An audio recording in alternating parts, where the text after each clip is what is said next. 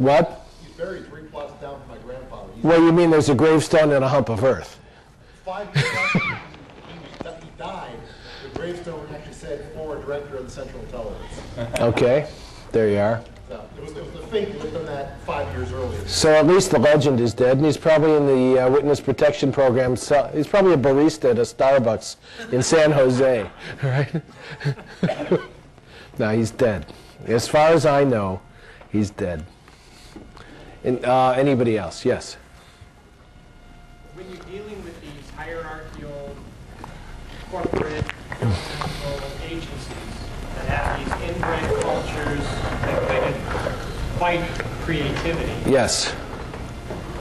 how do you actually approach them when you're a creative person and they look at you like you're an alien? Well, first of all, you put the head on with the big eyes and the big head. So when they say you look like an alien, you can take it off and they say you still look like an alien. That's a good question. All right, let me go off on a module that will answer that. I think, at least there are a number of alternatives. You can't keep people from being creative, but it will squeak out. It will ooze out at the sides. But you can be more formal about it. Let me use as an example Becky Bass. Do you know the name? She's done a lot of writing on intrusion detection. Becky was at NSA, but she had learned growing up the hard way. Her father was a northern Alabama dirt farmer, and her mother was a Japanese aristocrat, brought over from Tokyo after the war by her father, who was there as part of our troops. And she was raised half Japanese, first woman to become a graduate in engineering at the University of Alabama. I mean, she had some things, some mountains over which she had to climb in order to get where she was, and made her a little bristly. When she got to NSA, the predominantly white male hierarchy did not take kindly to this blustery, half-Japanese woman who knew a lot more than a lot of the people around her. So she created what we call a functional network. And this is the way Becky described it. She needed something to be done.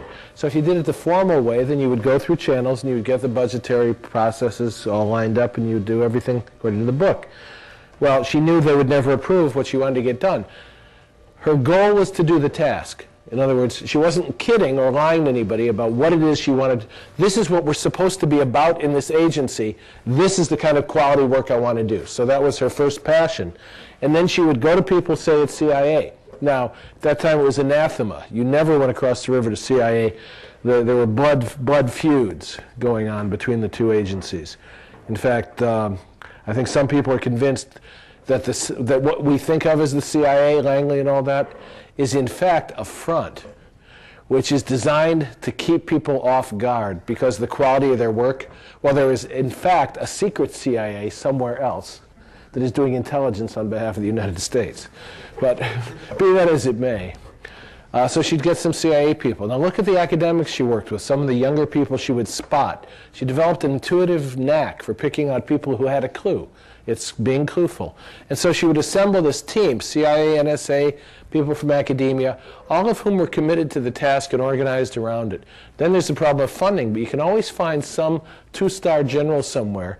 You know how they do military budgets. There's always 20% fat in every budget. So he could say, yeah, what do you need, 80,000, 800,000? I think we can find the money for that.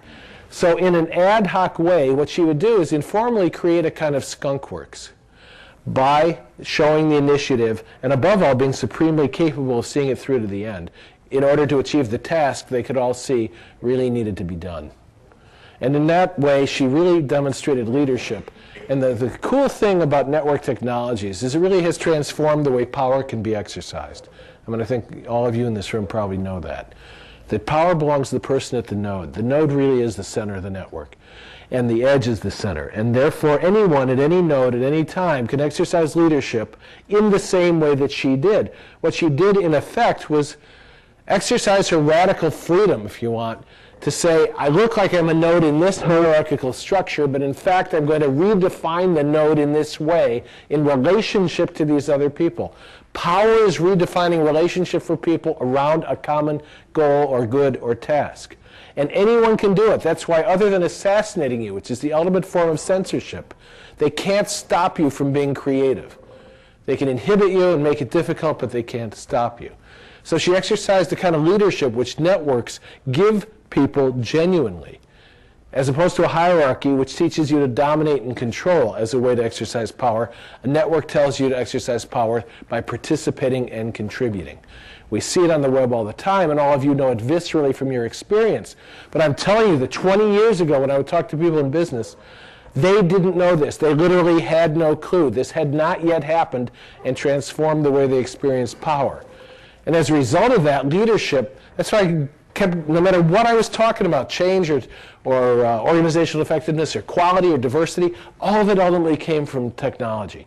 That's what I came to see. It all came from technological transformation and how it was redefining what it meant to be human and to be capable of doing things that literally had not been available to us before. The speed of information really moves faster, and organizational structures morph, they transform, they flip into the forms appropriate to the speed of information in a system. So what does leadership mean in a system such as we now all inhabit? The best metaphor I know for that comes from a friend who did whitewater kayaking. And he said, you know, when you're coming up to the rapids and you're looking ahead at the rocks and rapids, he said, I've noticed that whenever you look at the rocks, you always hit the rocks. Whenever you look at where the water goes, you always go where the water goes. Now, that's a way of defining leadership metaphorically, in that leadership today, in the conditions I've been describing, consists of seeing clearly where the water goes and saying it. What Becky Bass was doing when she created functional networks for intrusion detection at NSA was seeing clearly where they needed to go and saying it clearly. And that's when leadership happens. It's, you know, I remember a guy at a big corporation who was learning about quality programs, and he told people they had to get into it, and he came out and he's on the balcony, and here's 500 people, and he came out and he said, you're all empowered. And he went back to his office. Because literally he had no idea he had to create the organizational structures that supported empowerment, or what they even were. But when people went back to their little cubicle space, there's always somebody, some man, some woman, who says, well, you know, they've accepted the mantle of leadership unconsciously and said, well, you know, I think I know what he meant. I think he meant this. She's the leader. She's the node that is now directing the energies of the organizational structure on behalf of a task or goal. She's doing it because she's got a report, but she has the leadership because she has the capability. So that's one of the things you do.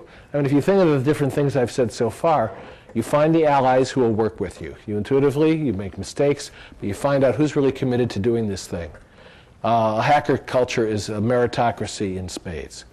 You know how it works. I mean, the real hacker cultures, as they have evolved over time, people would come and say, I want you to teach me how to hack, something, and they'd just be dismissed as of no account. But if someone did the homework, if someone really stayed up all night at Barnes & Noble, surrounded by O'Reilly books, and tried everything they knew, and then they brought a question that was obviously informed by their trying and not quite getting it to the group online, on IRC, or to a news group in the old days, when you recognize the sincerity and the capability of the person asking the question, you acknowledged it by responding, by giving them what they needed to know. There's always help. And as you moved up the line and gained the knowledge, you had to do a lot of it yourself, but that extra part came from the mutuality of the group. And then the people who were truly elite would emerge and become known for what they had, which was high skill at doing things that previously had not been able to be done. So then they become leaders. And then when they exercise power on behalf of the network responds and people coalesce around them. So it's not a trivial process, but I think that's what's required. Does that make sense? As one, it's not the only way. I don't know. Does anybody else want to respond to him? Anybody? I'm sure. His question way back when was, all right, so you find yourself assimilated, shut down, hampered, inhibited by some organizational culture that's impeding you. How do you get around it? In other words, how do you build a miniature skunkworks? Formally or informally, or what other ways can you be effective in order to remain creative in a job that is stultifying?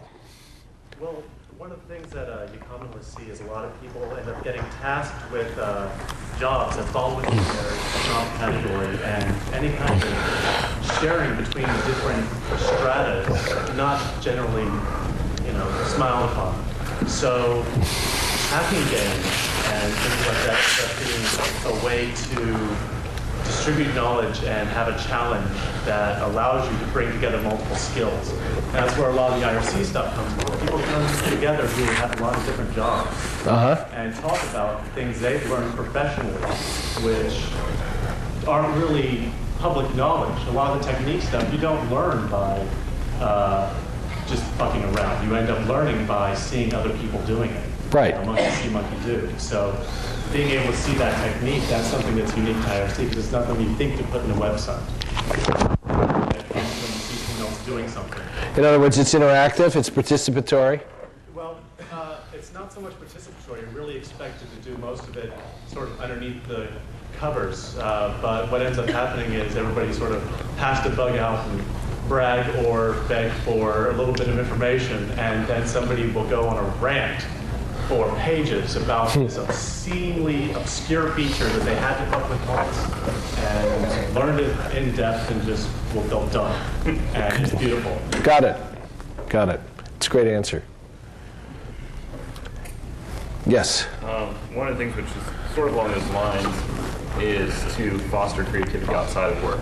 If you're in an environment where you're having trouble exuding creativity inside of work, is to be sure to do good activities outside of work, which can keep that strong, keep that sharp, and hobbies and other such things will keep that side of you alive and going. So even when you hit those roadblocks at work, you can still have an outlet for it in your life. Excellent. Forget about it.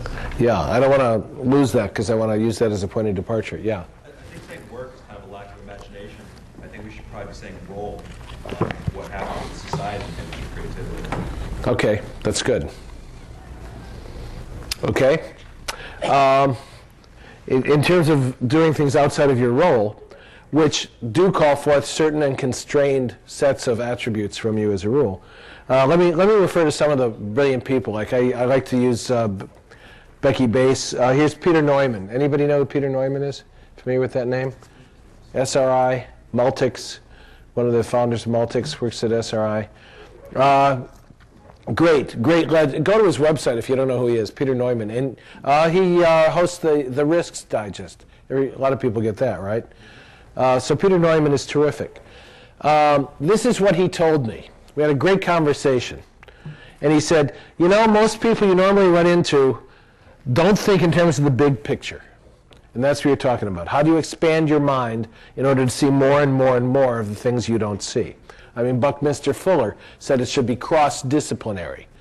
He had the idea for the geodesic dome by studying the eye of the honeybee, right? So you go to disciplines that challenge you in ways you are not previously challenged. And that reminds me of something else that I hope I remember later. Okay, so he said, some kid might think, gee, I can write some C code, so I'm a programmer, and he thinks he's a software engineer. The kid who wrote the Xerox 25 code did not have a clue as to what was life critical. He'd never written anything like that. But the company that hired him didn't have a clue either. He said, you only get a clue if you look at how the left brain and the right brain work together. And he mentioned Munch, the conductor of the Boston Symphony, who said the right hand draws and the left hand colors. He said the left brain is linear, logical, and rational. The right is intuitive and imaginative. What do you need to do to be a musician? You need balance. What do you need in the holistic computer field? You need exactly the same thing. The left brain is the guy who will learn C++ and crank out code like crazy, knows all sorts of cute little tricks, but doesn't have a clue as to how it fits into anything else. He has no sense of the system whatsoever. The right brain guy churns out code without any understanding of the details of the language. He uses what he needs to get something to work, but he doesn't have a sense of architecture like an engineer and how it all fits together. The only people who are useful in a holistic sense have integrated left and right brains and can see the big picture and cut across all this nonsense. It is incredibly rare, he said. There are very few people who can deal with details and see the big picture at the same time. And he gave as an example Ron Rivest. They were talking about crypto and voting machines. And Ron Rivest, pretty bright guy, had come up with his elaborate systems. And Neumann said to him, yes, the crypto is really, really good, but the machine is broken. The system is broken. And Rivest said, and I quote, that's not my problem. That's not my problem. As long as which is why somebody else said cryptography is the opiate of the naive. Cryptography is